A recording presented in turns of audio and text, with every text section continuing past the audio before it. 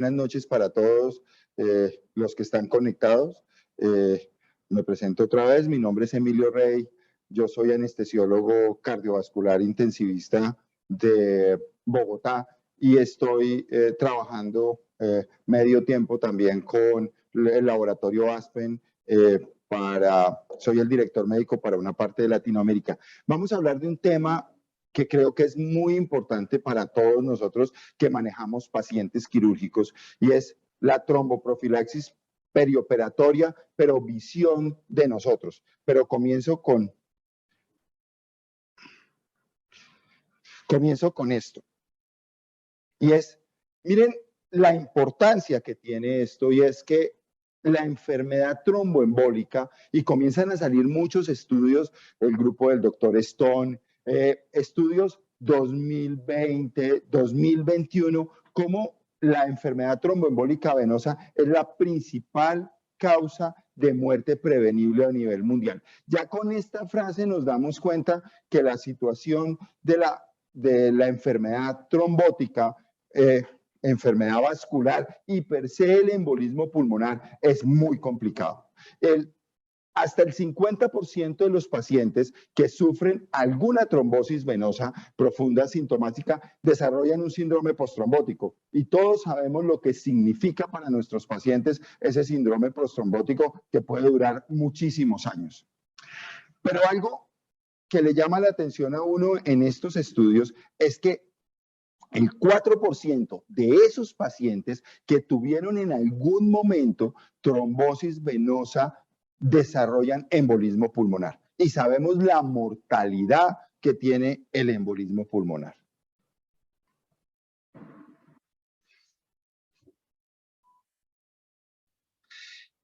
Quiero mostrarles algo muy importante, y es que en países desarrollados donde hacen muchas necropsias a los pacientes, el 70% de los pacientes, tanto quirúrgicos como no quirúrgicos, en algún momento de la hospitalización tuvieron trombosis venosa. O sea, entonces, miren que por eso es que la incidencia y la importancia de la tromboprofilaxis en todos nuestros pacientes, todos los pacientes deberían tener tromboprofilaxis. Y algo que quiero mostrarles, y por eso lo subrayo, es que nosotros sabíamos que hasta 7 días deberíamos tener tromboprofilaxis, pero miren que se extiende incluso al mes.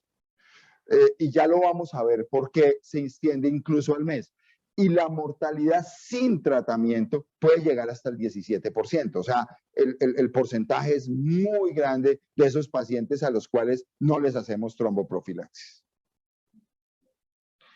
Por supuesto está la tríada de Virchow, que ustedes conocen mejor que cualquiera. Todo lo que toda la activación de la coagulación, el éstasis del flujo sanguíneo, y esto que creo que es muy importante, y lo habla todos los artículos, y es la lesión de la pared vascular, ese daño endotelial que produce ese trombo que termina llegando al pulmón, es lo que mata a los pacientes. Y si nosotros nos damos cuenta, toda esa tríada de Virchow está en todos los pacientes, o sea, pacientes con cáncer, ya lo vamos a ver, pacientes con enfermedad cardiovascular, por ejemplo, el paciente obeso, el paciente mayor. Miren que estamos dentro de esa tríada de Virchow. Siempre debemos hacer modelos de predicción. O sea, nosotros deberíamos en todos los hospitales y nosotros los anestesiólogos deberíamos exigir que desde urgencias a esos pacientes se le haga modelos de predicción. Bien sea, yo traigo 2 modelos de predicción, pero hay muchísimos. Pero miren estos modelos de predicción, lo que es Caprini y lo que es Padova. Padova es para el paciente quirúrgico. Y si nosotros miramos esto, todos los pacientes tienen riesgo. O sea, el paciente con edad, así sea, ni siquiera son pacientes ancianos, sino pacientes mayores de 50 años, el obeso, el diabético. Y cuando uno mira esto y revisa todos estos, que está Caprini, Spadua, y todos los grandes como Corana, como Improve, miren que ya comienzan a hablar algo muy importante y es esto, los pacientes de cirugía ambulatoria. O sea, pacientes que van, antes decíamos, paciente de cirugía ambulatoria no tiene problema, pero miren que sí. Miren todo lo que significa, por ejemplo, en Caprini, mayor de 9 puntos, y 9 puntos les aseguro que todos los pacientes de nosotros, independiente que sea de clínica, independiente que sea de hospital, tienen más de 9 puntos y tienen un 11% de riesgo de trombosis venosa y per se embolismo pulmonar. Entonces, punto de vista de todos los estudios. Por eso debemos hacer modelos de predicción. Siempre debemos hacer modelos de predicción. Miren, 11.32%, Caprini mayor de 8, y si nos devolvemos, todos nuestros pacientes tienen el Caprini mayor de 8. Por supuesto, no todos son fármacos. Eso yo creo que es algo muy importante dentro de los estudios, y la deambulación es muy importante. O sea, creo que la deambulación, y por eso ese estudio que habla de los primeros 7 días, por supuesto, hacer toda la tromboprofilaxis. Pero si podemos comenzar a que el paciente camine, y eso han venido entendiendo los cirujanos, por ejemplo, los ortopedistas, que son el mayor riesgo de reemplazo de cadera, reemplazo de rodilla, pero han venido entendiendo que la deambulación es lo más importante. Los compresores que utilizamos tanto en cirugía como en cuidado intensivo son los que sirven. Las medias, salen 2 estudios ahora diciendo las medias no dan seguridad.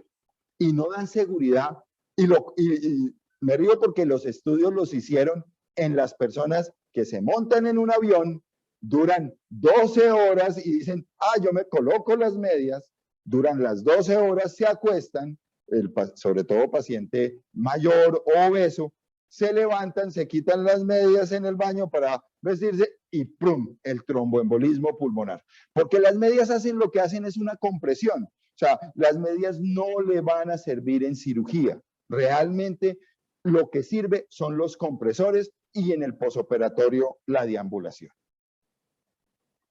Aquí están, ya los vamos a ver, oral, subcutáneo y intravenoso, ya lo vamos a ver. Traigo esto porque ustedes lo conocen mejor que cualquiera donde actúan todas las heparinas. La heparina no fraccionada, por supuesto, desde acá, pero las heparinas debajo, desde 12, 12A, pero por supuesto las heparinas de bajo peso molecular a nivel de 10A. ¿Cómo van a bloquear protrombina, trombina, fibrinógeno, fibrina entrecruzada? ¿Por qué traigo esto? Porque es que todas actúan ahí, todas. Enoxaparina, fraxeparina, dalteparina, fondaparinox, todas actúan ahí, pero hay algo muy importante, y es que nunca debemos cambiar la heparina con la que comenzamos. No se sabe por ejemplo, comencé con enoxa, yo debo continuar con enoxaparina, o sea, no debo cambiarla, o si comencé con fondaparinox, debo continuar con fondaparinox, porque el cambio de las heparinas hace que el paciente tenga un sangrado muy severo. Entonces, eso es de las cosas más importantes, a pesar de que todas actúen a nivel de 10A. Traigo esto, y son 2 estudios recientes, y es que, por supuesto, lo ideal sería poder los anticoagulantes orales, porque pues no tener que el paciente colocarle heparina de bajo peso molecular, chuzado y eso, pues. Pero los estudios dicen, hay un metaanálisis de más de 20,000 pacientes y dicen, el problema es que no es seguro desde el punto de vista en el posoperatorio. Pueda que en el paciente hospitalizado, médico, sí, pero para nosotros como anestesiólogos, en el posoperatorio, no, en los primeros 7 días. O sea, nosotros debemos siempre colocar molecular y el grupo, sobre todo el grupo de Stone, que es el grupo que más ha estudiado esto, y hablan y dicen, los primeros 7 días usted debe colocarle heparina de bajo peso molecular. Después de los 7 días, si no hay deambulación y nos tenemos que ir hasta el mes, sí le podemos dar heparinas tomadas. Porque recuerden que las heparinas de bajo peso molecular, pues por supuesto, no tienen revertor. O sea, si yo le coloco, por ejemplo, en cardio, heparina no fraccionada, pues tengo la protamina, pero los otros no. Entonces, pero es muy importante entender que los primeros 7 días deben ser con heparinas de bajo peso molecular. Después puede cambiarse. Yo coloco esta frase porque pueda que mañana salgan estudios que avalen y se cambie la situación. Pero por ahora, no. Por ahora tenemos que seguir con heparinas de bajo peso molecular. Traigo estos 17 guías del 2019 de la Asociación Americana. No, pues no nos vamos a quedar las recomendaciones a leer todas las recomendaciones, simplemente para mostrarles que ellos están muy metidos también en el cuento. Ellos están diciendo, hagamos tromboprofilaxis, con la que ustedes quieran, pero hagamos tromboprofilaxis. Son 17. Es un estudio con 25,000 pacientes. Compararon todas. Nadro, Enoxa, Dalta, Enoxa, Fondaparinox, Enox, todas. Y si ustedes se dan cuenta, casi todas se pegan a 1, o sea, al punto de confiabilidad. O sea, desde el punto de vista de morbimortalidad, son iguales todas. O sea, para evitar el trombo son iguales todas. La gran diferencia que encontraron ellos, porque es diferente, por supuesto, utilizar 4,000 contra 2,850 unidades o contra 2,500 unidades, ¿sí? Que son las diferencias que hay entre, por ejemplo, enoxaparina, fraxieparina, fondaparinox.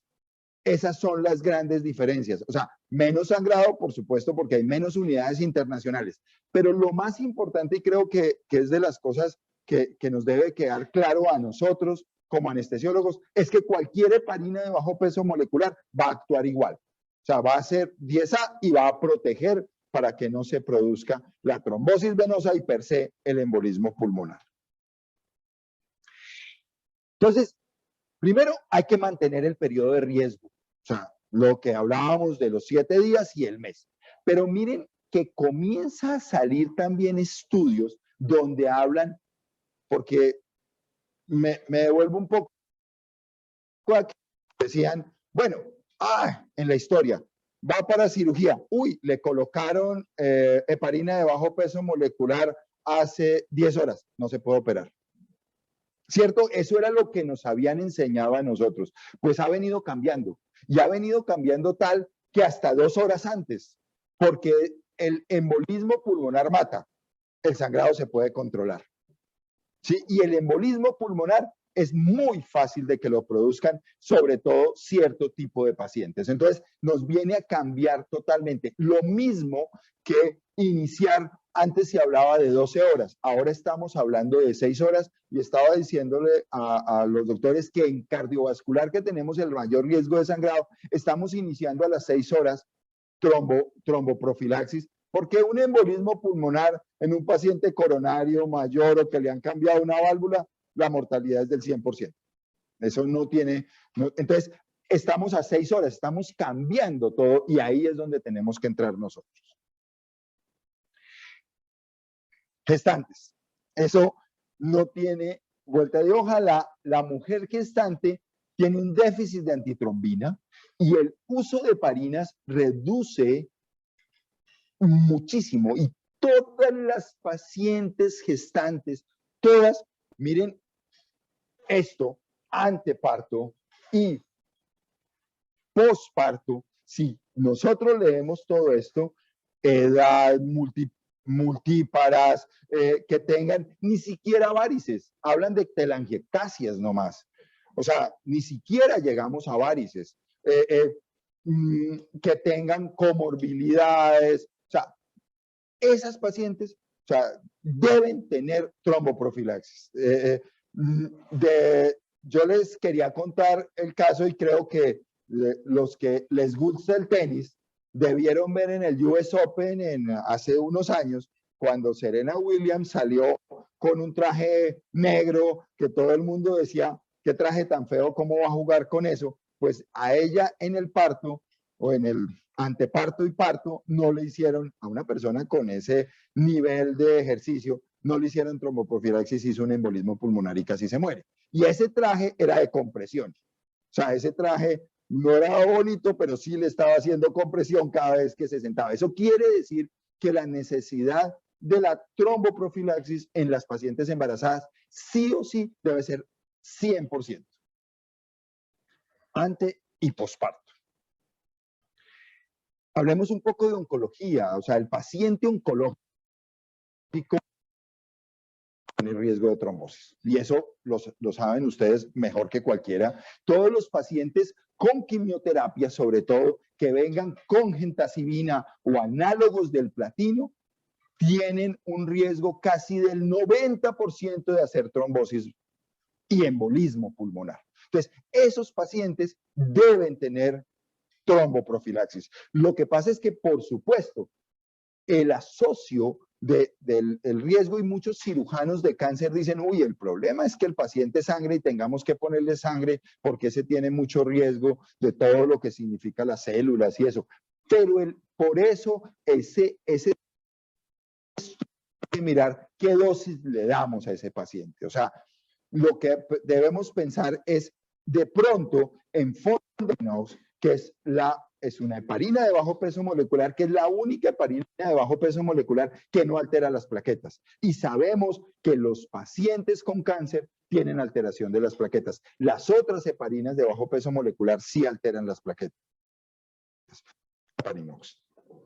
Y la dosis es fácil, porque esos 2.5 no tenemos que ni siquiera pensar mucho, son 2.5 miligramos día y ya no más.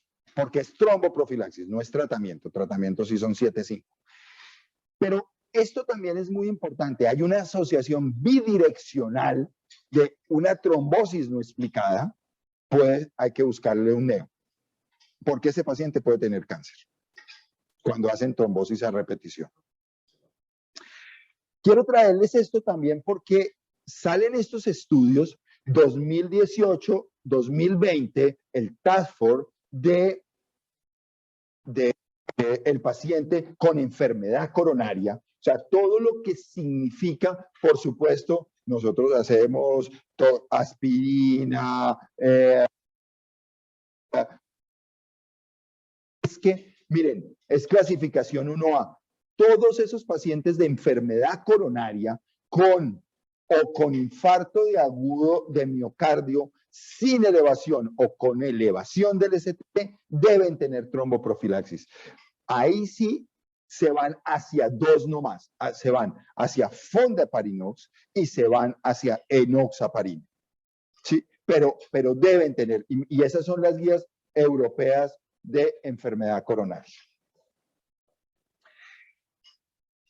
Algo que yo sé que los ortopedistas, por ejemplo, han venido cambiando, y es que, pues, por supuesto, un sangrado en una prótesis de un reemplazo de cadera, un reemplazo de rodilla, pues tiene mucho riesgo. Pero miren que definitivamente mata más el embolismo que un sangrado que se puede controlar.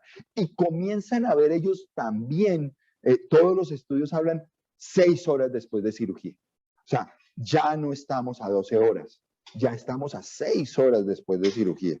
¿Por qué? Porque casi todos, y lo sabemos, es el viejito que les hicieron el reemplazo de cadera, que no se va a mover muy rápido, que es hipertenso, muchos con enfermedad coronaria. Entonces, por eso, 6 horas. Y miren que hablan hasta 9 días. hasta la deambulación, después la deambulación, pero hablan entre 7 y 9 días. Los primeros estudios hablaban 7 días, hasta incluso un mes. Estos estudios con pacientes de ortopedia hablan 9 días de tromboprofilaxis. Algo que a nosotros también nos enseñaron es el paciente hepático, el paciente con cirrosis que nos llega a cirugía, no de trasplantes y nada, pero tiene, entonces decía uno, el paciente con falla hepática tiene mayor riesgo de sangrado. Eso era lo que nos habían enseñado. Pues imagínense que comienzan a salir una cantidad. Los pacientes con cirrosis son procoagulantes, en lugar de ser eso. O sea, la balanza, como les muestro ahí, por el factor de von Willebrand, por el factor 8, por elevado, por disminución de la proteína C y la proteína S, lo que hacen es tendencia a la trombosis. Y trombosis de esto, de la porta. ¿Sí? Por eso, esos pacientes deben también tener tromboprofilaxis. Y el grupo del doctor Shan, que es un grupo que ha trabajado en falla hepática, hablan que debemos iniciar tromboprofilaxis en todos los pacientes de falla hepática. Hay muchos estudios en pacientes que van para trasplante hepático, sobre todo. Si un paciente llega a tener trombosis de la porta, eso lo ven por eco y eso, o que la porta sea pequeña, ese paciente puede durar, y yo hablaba con el doctor Gilberto Mejía, que es el jefe de trasplante de la cardio, y le decía, ¿cuánto tiempo, doctor Mejía? Me decía, pueden durar 6, 8 meses esperando el trasplante con tromboprofilaxis todo ese tiempo. Decía, ¿se chusa entonces? Sí, porque donde hagan trombosis de la porta no se pueden operar. O si la hacen posoperatorio, se daña el trasplante. Entonces, miren que cirrosis también. ¿Por qué hablan de Fondaparinux? Simplemente por lo de las plaquetas, básicamente. Y miren que este estudio dice que recanaliza y le hacen Doppler a la semana y puede dar recanalización si tenía trombos pequeños. O sea, definitivamente también los pacientes de falla hepática deben tener tromboprofilaxis.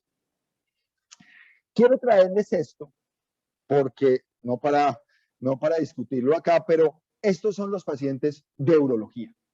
Y los pacientes de urología, miren, cistectomía, prostatectomía. Yo sé que la RTU, y eso lo sabemos todos, que queda una zona cruenta, pero casi todos los pacientes de RTU son pacientes mayores. Es muy raro que tengan que operar un paciente joven de RTU, pero robótica, por ejemplo, que ahora están disparados en todo lo de laparoscópica, robótica. Todos esos pacientes deben tener tromboprofilaxis. Y tromboprofilaxis perioperatoria y posoperatoria mínimo 7 días. O sea, estos pacientes y estos de ortopedia, como les mostraba antes, pacientes, este es el journal de los canadienses, el otro es el journal americano de urología, y miren todo lo que hablan, que mínimo 7 días, vuelve y hablan lo que hablaban al principio el grupo Stone.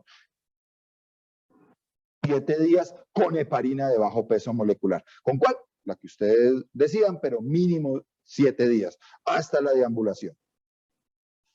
Entonces, y sobre todo cirugía bilateral, sobre todo esos pacientes que le hacen algunos procedimientos de ortopedia que se van con reemplazos de cadera y dicen no, bilateral, pero cualquier fractura así, y pues de fractura de hueso largo, pues por supuesto, mucho más. Quiero traerles, esto es lo último que salió hace 4 o 5 meses, todo lo de terapia puente. Todo lo que significa para nosotros terapia puente. Paciente que venga con warfarina. Entonces, lo que yo debo hacer es valorar, por supuesto, el riesgo de sangrado. ¿Sí? El problema es esto, cuando hay incertidumbre en la cirugía. Porque a veces le dicen a uno, no, es que el paciente, y eso creo que nos pasa a todos, el paciente no va a sangrar, sino poco, y mentiras que puede ser un sangrado muy grande. O sea que ellos hablan intermedio o severo, o incertidumbre en la cirugía, hay que hacer terapia puente.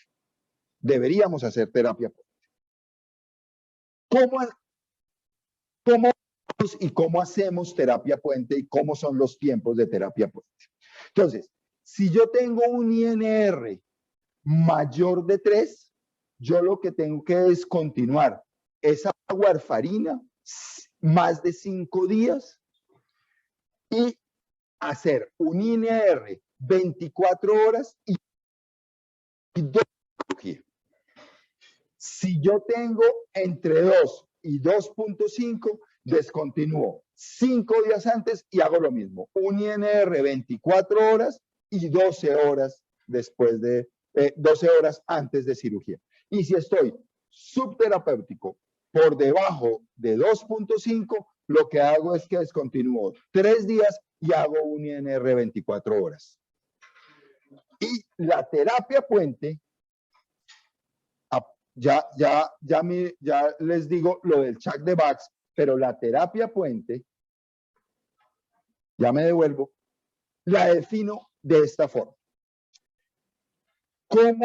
¿En qué momento defino colocar heparina de bajo peso molecular? La heparina de bajo peso molecular la defino por la depuración de creatinina.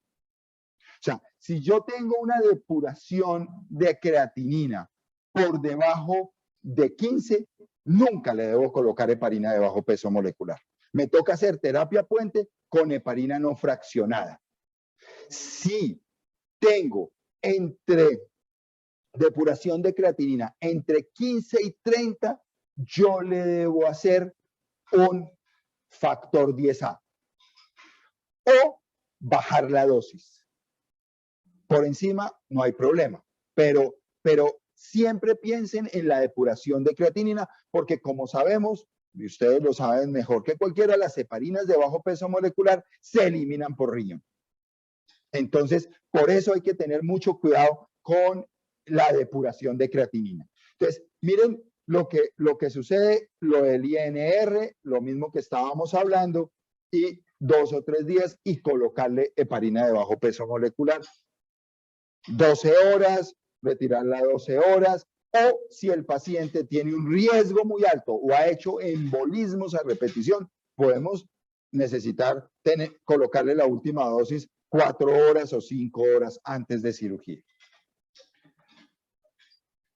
Algo que tenemos que tener siempre presente es el Chuck de Bax, que ustedes también lo conocen muy bien, todo lo que significa el riesgo, que es esto, que es enfermedad cardíaca, hipertensión, edad mayor de 75 años, diabético, el paciente que tiene problema severo cardíaco, que haya hecho embolismos, enfermedad vascular, o sea, varices, por ejemplo, casi todos son mujeres.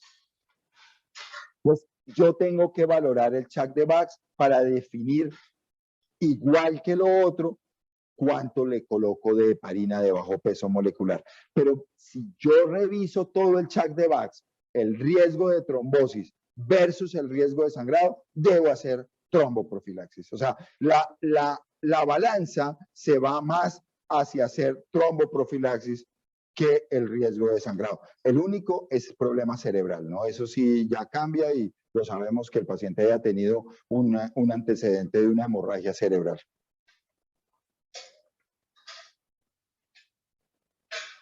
Entonces, estas también son otras guías, son las guías españolas que hablan más o menos lo mismo. Cuando reiniciar de acuerdo a cómo sea el paciente, 24 o 12 horas antes de acuerdo al riesgo. Pero en esto quiero mostrarles algo.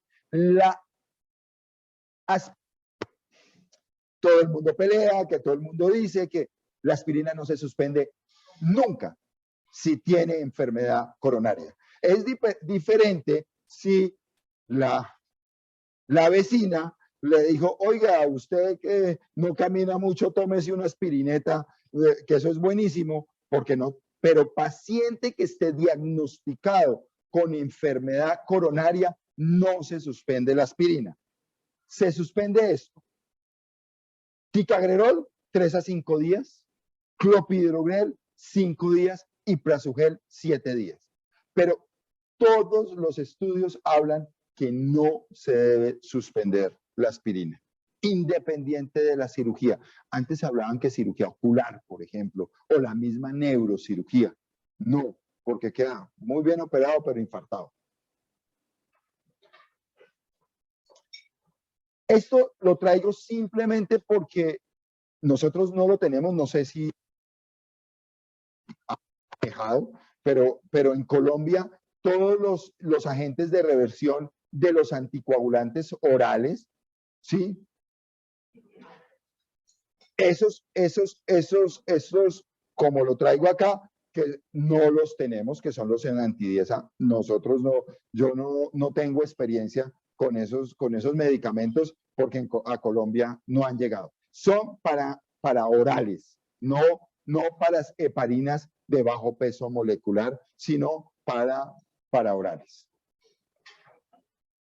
Entonces, eso era lo que les traía, lo más importante, y creo que para todos nos queda, es que debemos hacer tromboprofilaxis y que nosotros los anestesiólogos tenemos que meternos en el tema de tromboprofilaxis y presionar por eso, porque primera causa de mortalidad prevenible a nivel mundial, ya uno dice, hagamos tromboprofilaxis.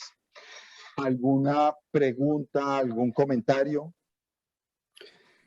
Muchísimas gracias, doctor Rey. Excelente presentación en este tema que es tan controversial entre anestesiólogos y cirujanos. No sé si dentro del panel o dentro del auditorio exista una persona que quiera preguntar.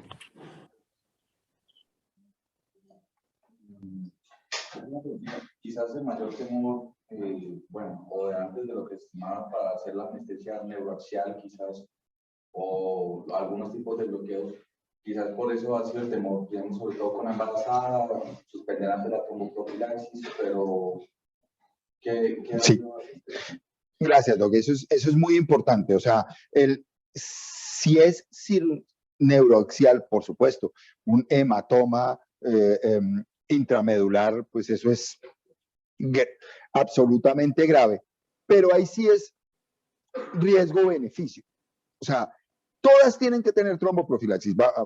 Hablemos de la embarazada, que le vamos a poner una raquidia. Pero todas tienen que tener tromboprofilaxis, pero a esa paciente, si no tiene un riesgo tan alto de que se le asocie con Caprini, por ejemplo, y tenga mayor de 15 de Caprini, sí hay que esperar, deberíamos esperar por lo menos las 12 horas, ¿sí? Para poderle colocar una regional, sobre todo una raquia.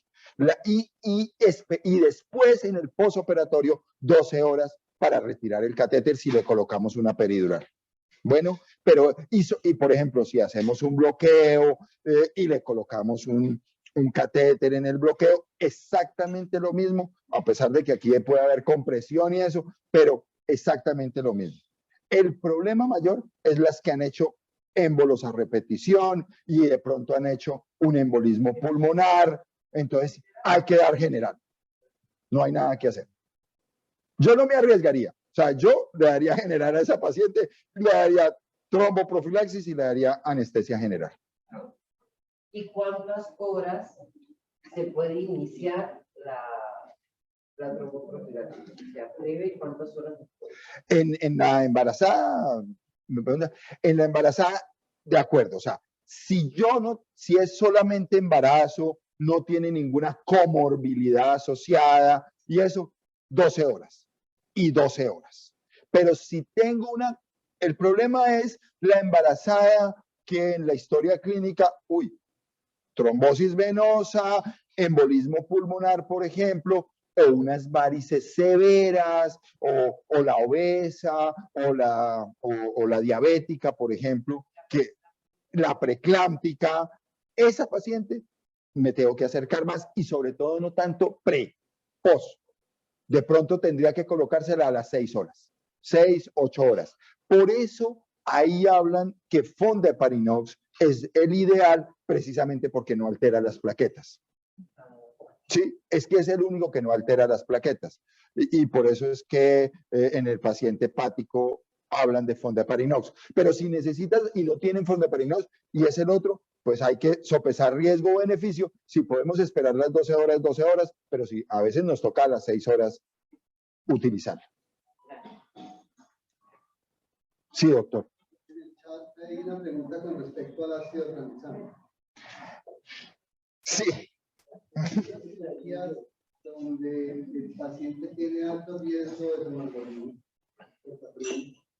pero también existe alto riesgo de sangrado. Sí.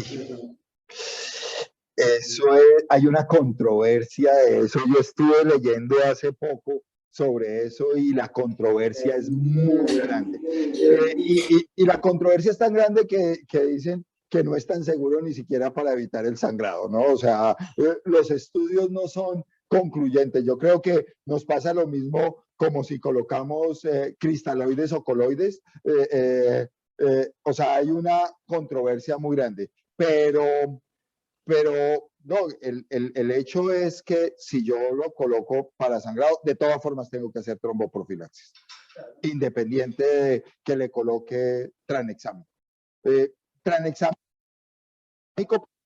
en cardio se utiliza mucho, pero los cirujanos plásticos, ese es otro patología, esa es patología, no, perdón, ese es otro tema de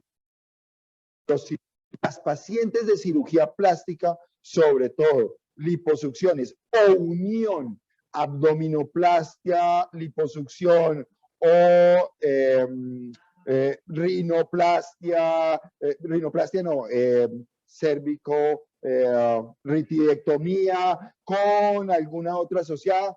Esos pacientes sí que tienen que tener tromboprofilaxis durante todo el tiempo, sobre todo los 7 días. Y ahora los plásticos nos leyeron y dijeron que el tranexámico les disminuía el sangrado en la lipo, pero definitivamente no se puede, es mejor hacer tromboprofilaxis independiente que le ponga tranexámico. Y también dicen que si puede repetir cuál es la dosis, cuánto tiempo previo a la anestesia neuroaxial se debe extender las heparinas de bajo peso. Listo. Si yo le voy a hacer neuroaxial, mínimo 12 horas. Esa sí es 12 horas. Ahí es donde, y lo mismo en el post 12 horas. ¿Sí? Pero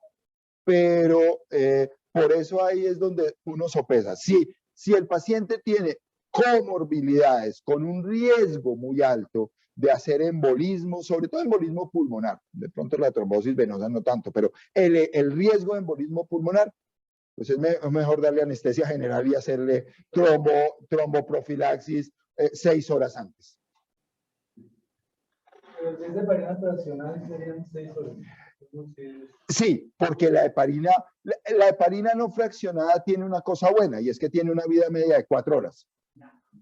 ¿Sí? Y aparte de eso, lo bueno de la heparina no fraccionada es que yo tengo la protamina, que tiene muchos riesgos, que tiene unos riesgos de alergias, porque pues sobre todo que viene del salmón y hay algunos pacientes que hacen unas reacciones alérgicas a la protamina muy altas, pero por lo menos tengo como revertirlo. Pero la no fraccionada, sí, 4 horas. Esa sí es 4 horas. Sí, doctora. La dosis de la heparina de bajo peso es terapéutica igual 12 horas o 24 horas. Ah, no. Tromboprofilaxis 12 horas, pero si viene terapéutica 24 horas.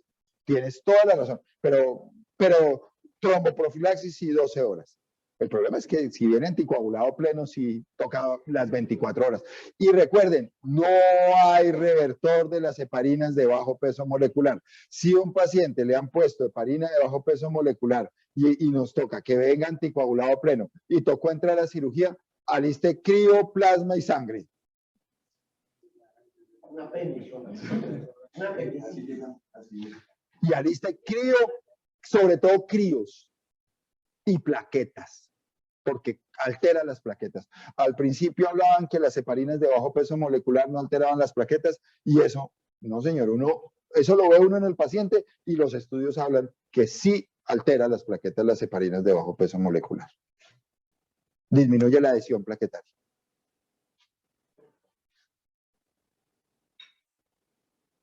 una pregunta de un anestesiólogo de Nicaragua y pregunta con respecto a la relación de las heparinas de bajo peso molecular con respecto a la inhibición del factor 10, inhibición del factor 2. ¿Cuál es la heparina de bajo peso molecular que tenga mejor relación para el uso de los pacientes? Todas las heparinas de bajo peso molecular alteran el factor 10, porque alteran protrombina, trombina, fibrinógeno, fibrina entrecruzada. Cuando hablamos de factor 2, definitivamente el que menos la altera sigue siendo Fondaparinux. El que menos, porque las otras sí alcanzan a alterar un poco, pero realmente el efecto es factor 10. Por eso los pacientes obesos, ahí me salgo un poquito de, los pacientes obesos, sobre todo, que no se queden uno subterapéutico. Entonces, si el paciente tiene un índice de masa corporal mayor de 40, yo le debería hacer un factor 10A para saber qué dosis le debo colocar a ese paciente. Así sea tromboprofilaxis, no solamente anticoagulación plena, sino tromboprofilaxis, porque me puedo quedar sub. Yo siempre cuento un paciente mío, para contestarle también al doctor, porque eso es muy importante. Paciente mayor, no, obeso, 22 años, una endarterectomía pulmonar, y el paciente salió a cuidado intensivo, le hicieron anticoagulación, pero en piso, un obeso de índice de masa corporal de 40, le colocaron una dosis de enoxa de 4000. Y el paciente se volvió a tapar la pulmonar y se murió. O sea, de 22 años. Entonces, ¿por qué? Porque es que, pues claro, si nos da susto colocarle la dosis que es porque uno dice es solamente tromboprofilaxis. Obeso o paciente renal, insuficiencia renal con depuración de creatinina, debajo de 15 no se coloca, pero paciente con depuración de creatinina entre 20 y 30, debo hacerle una anti-10A para estar seguro qué dosis le debo colocar.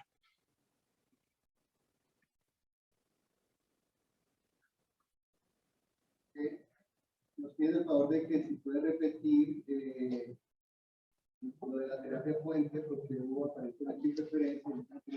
Claro.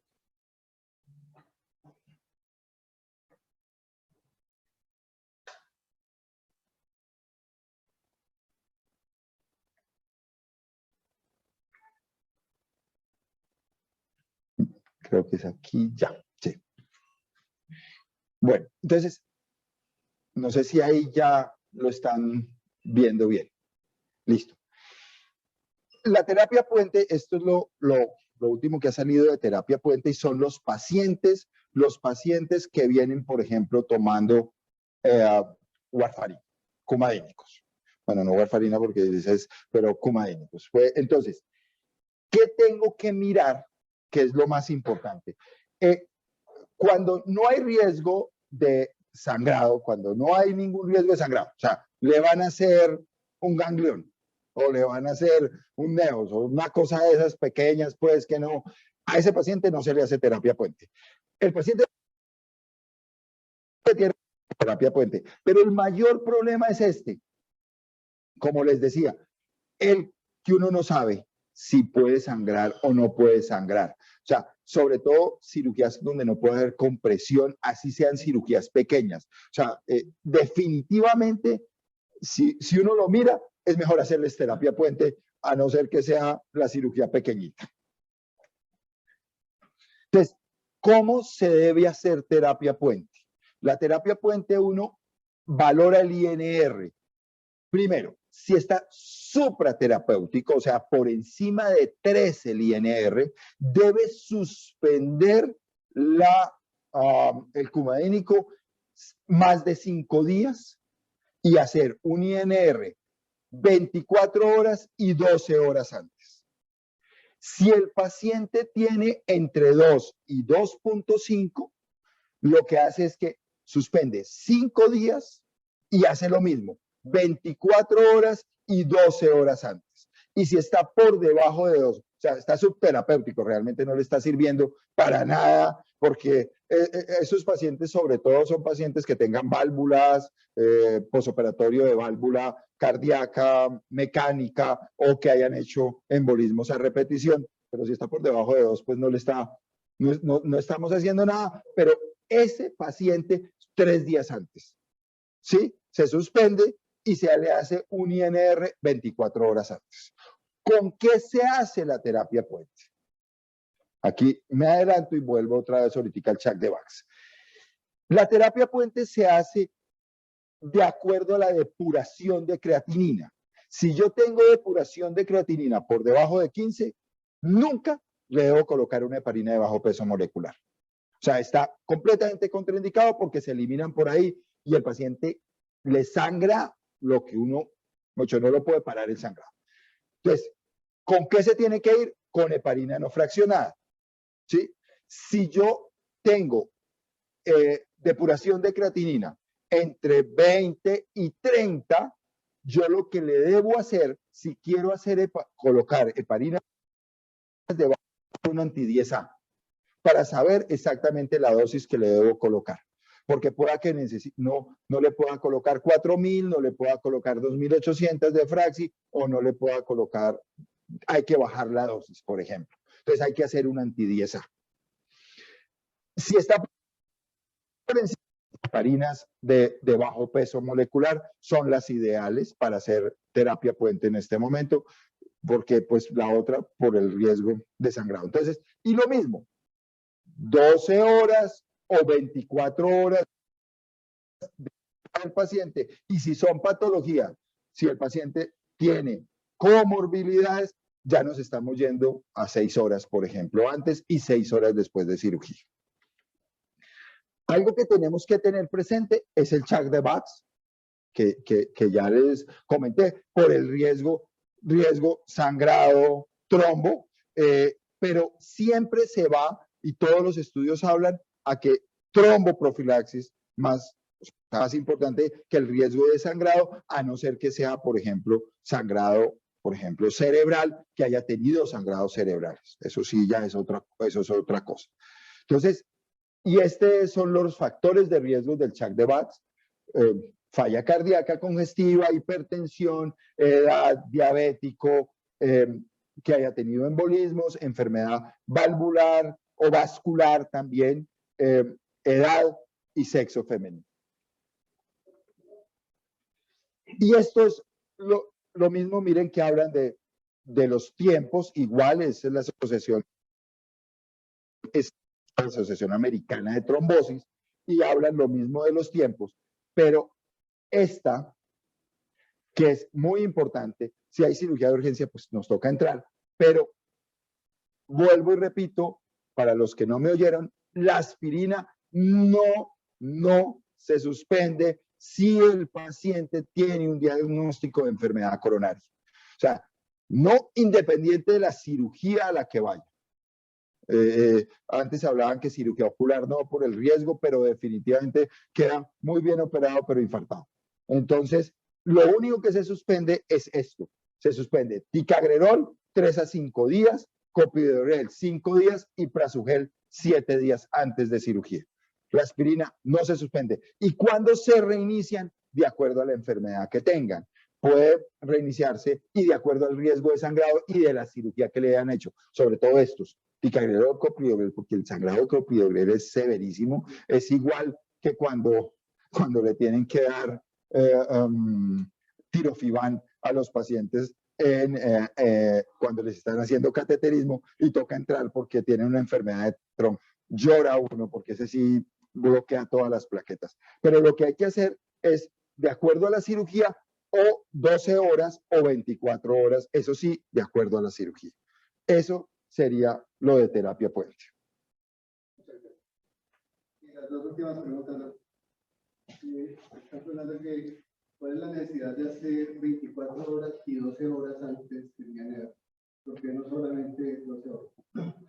Porque de acuerdo a eso, yo cambio dosis de acuerdo al INR. Porque si el INR sigue aumentado, por ejemplo, pues lo que estoy haciendo es que no lo estoy protegiendo, ¿sí? Entonces, por eso es que se hace 24 horas antes.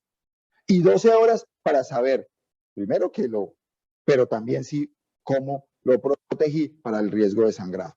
Por eso es que ellos son enfáticos de 24 y 12 horas. Y la última, ¿los nuevos anticoagulantes orales necesitan terapia puente? No, porque, no. Si yo ahí ya está en terapia puente. O sea, ahí ya estaría en terapia puente porque son los anticoagulantes orales que actúan a nivel de 10A. No hay terapia puente. Realmente la terapia puente es con los Coumadin. Lo otro que no sirve es la vitamina K. No, venga, le pongo vitamina K. Eso no nos cambia. No nos cambia. Bueno. No, señor, con mucho gusto. Excelente. Con muchísimo gusto. Gracias.